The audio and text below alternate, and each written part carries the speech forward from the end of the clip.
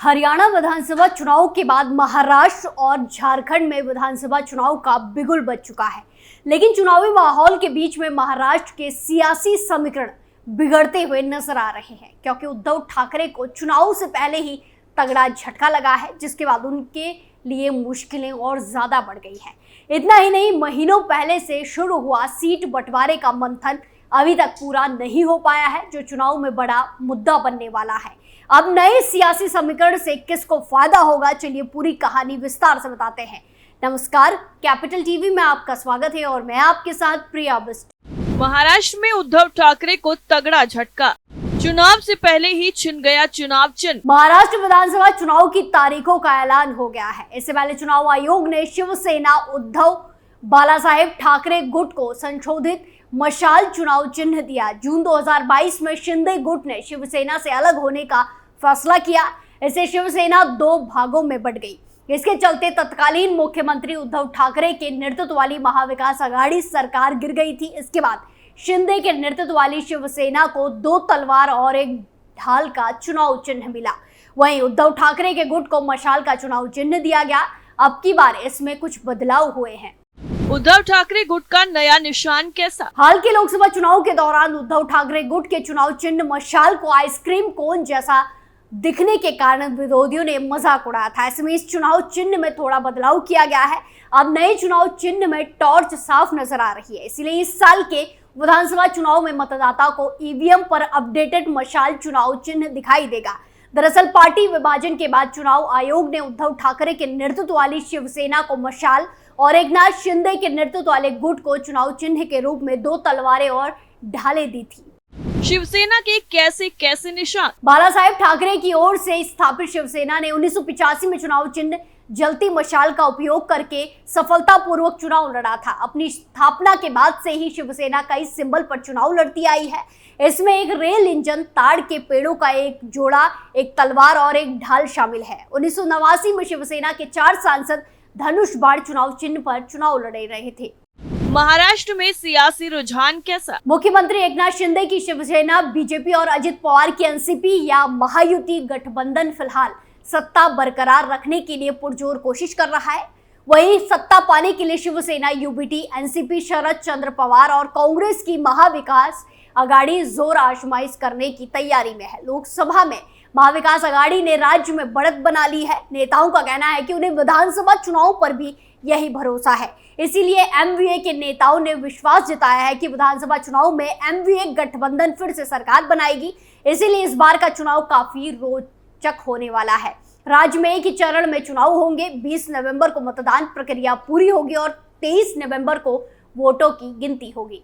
Seat बंटवारे पर मचा घमासान। वहीं दूसरी तरफ एक महीने बाद महाराष्ट्र में विधानसभा चुनाव होने वाले हैं, लेकिन महाविकास आघाड़ी की सीटों का बंटवारा अभी तक नहीं हुआ है। सीटों के बंटवारे को लेकर आपस में भिड़ गए हैं। विदर्भ की कुछ सीटों को लेकर शिवसेना के उद्धव ठाकरे गुट और कांग्रेस के बीच खींचतान चल रही है। इसी के बाद इस बात को लेकर इन दोनों पक्षों के बीच विवाद खड़ा हो गया है। इसके बाद शिवसेना ठाकरे गुट की आपात बैठक हो रही है।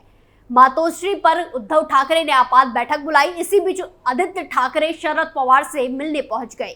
इससे पहले उद्धव ठाकरे ने कहा था कि हमें इसे इतना भी नहीं दबाना चाहिए कि ये टूट जाए, लेकिन कांग्रेस और ठाकरे गुट के बीच विवाद सुलझने का नाम नहीं ले रहा है। सीटों के बंटवारे को लेकर शिवसेना, ठाकरे गुट और कांग्रेस के बीच विवाद तूल पकड़ चुका है। ऐसे में उद्धव ठाकरे ने शिवसेना के अहम नेताओं के साथ बैठक बुलाई है। बैठक लिए संजय राउत, विनायक राउत, अरविंद सावंत, सुभाष देसाई और वैभव नायक मातोश्री पहुंचे थे। मातोश्री पर बैठक के लिए मिलिंद नार्वेकर, राजन विखरे ने प्रवेश किया। ये बैठक अब शुरू हो रही है। आदित्य ठाकरे ने शरद पवार से की मुलाकात। इसी बीच आदित्य ठाकरे शरद पवार से मिलने पहुंचे। आदित्य ठाकरे ने कहा कि घोषणा पत्र के कुछ मुद्दों पर चर्चा के लिए वो शरद पवार से मिलने आए थे। हालांकि माना जा रहा है कि आदित्य ठाकरे ने ये मुलाकात कांग्रेस शिवसेना विवाद की पृष्ठभूमि में ही की है। अगले दिन हुई महाविकास आघाड़ी की बैठक में ठाकरे गुट और कांग्रेस के बीच विवाद हो गया। विदर्भ में सीटों को लेकर ठाकरे गुट के दो नेताओं, सांसद संजय राउत और कांग्रेस प्रदेश अध्यक्ष नाना पटोले के बीच मतभेद हो गए। शिवसेना ठाकरे समूह ने यह रुख अपनाया कि अगर नाना पटोले सीट पर होंगे तो हम सीट आवंटन चर्चा में मौजूद नहीं रहेंगे। इसके बाद ये विवाद दूर हो गए हैं।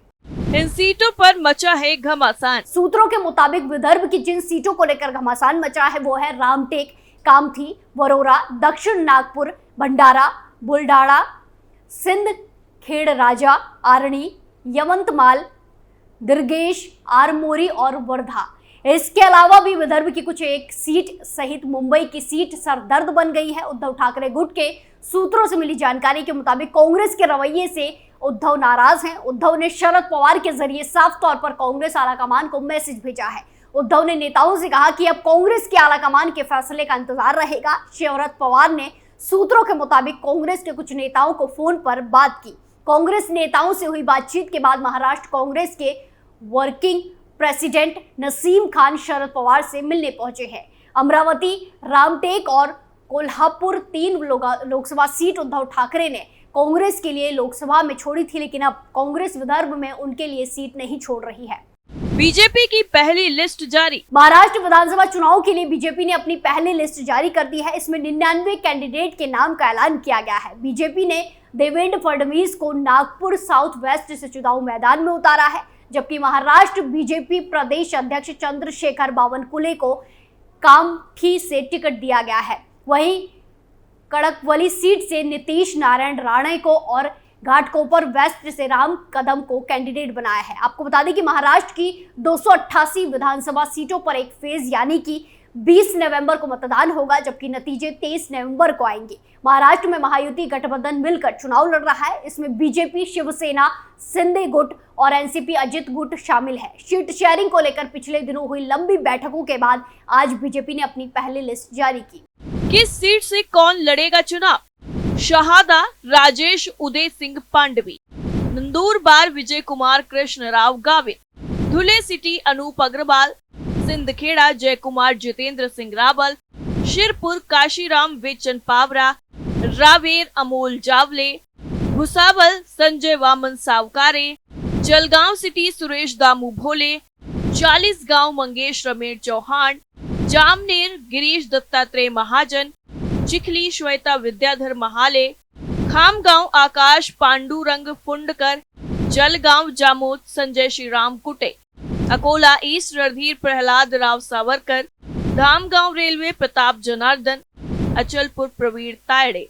बीजेपी ने इन पर जताया भरोसा। महाराष्ट्र चुनाव के लिए भारतीय जनता पार्टी ने देवली सीट से राजेश बकाने, हिंगन घाट से समीर कुणावार, वर्धा से पंकज भोयर, हिंगना से समीर दत्तारे मेघे, नागपुर साउथ से मोहन गोपाल राव माते, नागपुर ईस्ट से कृष्ण पंचम खोपड़े, तिरोरा से विजय भरतलाल, गोंदिया से विनोद अग्रवाल, आमगांव से संजय हनवंत रावस, अरमोरी से कृष्णा दामजी गजबे, बल्लारापुर से सुधीर सच्चिदानंद, चिमूर से बंटी भगड़िया, वानी से संजीव रेड्डी, बापूराव, रालेगांव से अशोक रामजी उइके, अवंतमाल से मदन मधुक राव, किनवट से भीमराव रामजी केरम, भोकर से जया अशोक चौहान, नायगांव से राजेश संभाजी पवार, मुखेड़ से तुषार राठौर पर दाव लगाया है।